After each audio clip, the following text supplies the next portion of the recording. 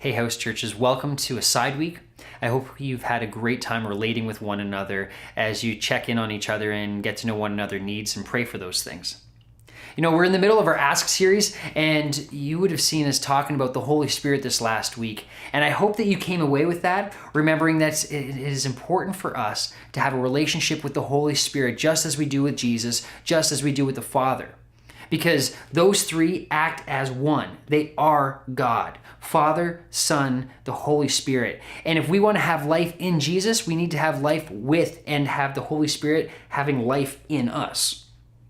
Now, my question about this is that it seems to be easy for us to relate to the Father and the Son, but the question is, why do we have such a hard time relating to Holy Spirit? Why do we have a hard time relating to him? And you know, here's a passage where there's a good example of that. You would have seen this in your Housechurch readings in John 16. It starts in verse 7 saying this, "But in fact, it is best for you that I go away, because if I don't, the advocate," in this case, the Holy Spirit, because Jesus already referred to him as the advocate earlier in chapter 14, but the advocate won't come. So if I don't go away, if I do go away, then I will send him to you. And when he comes, he will convict the world of its sin and of God's righteousness and of the coming judgment.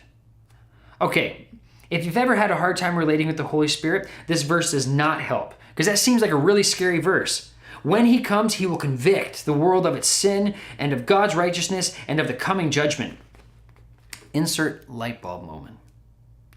Keep reading and hear how this isn't a need for fear, but this is good news. The world's sin is that it refuses to believe in me. So what is the Holy Spirit convicting? The Holy Spirit is convicting us to believe. He's bringing us into relationship with Jesus. He's not pointing out all of our sins, all the things that are wrong with us. He's pointing us to new life. That's good news. Verse 10, "Righteousness is available because I go to the Father, and you will see me no more." So, as we hear about the conviction of God's righteousness, it's not that God's righteousness is against us. It's that through Jesus, God's righteousness is for us. We can have that righteousness as Jesus goes on our behalf to the Father. And again, the Holy Spirit is making that known to us. That's good news. And then lastly, in verse 11, "Judgment will come because the ruler of this world has already been judged." So there might be some pending fear about the judgment, but notice who is being judged. It's because the ruler of this world, that is the devil, Satan, for encouraging us into their sinful nature and leading us astray, he's the one who's being judged. And we don't need to be judged because we have the righteousness of God speaking on our behalf. And the Holy Spirit, again, is encouraging us into that. So the light bulb is, this is all good news. His conviction is good news. Life with the Spirit is not worth being afraid about.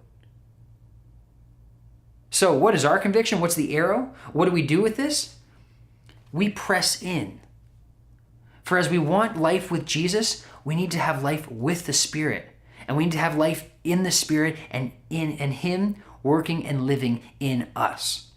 So I encourage you, as you discuss these things together and as you share your needs and prayer requests with one another, press into the Lord, Father, Son, and Holy Spirit. Have a great night.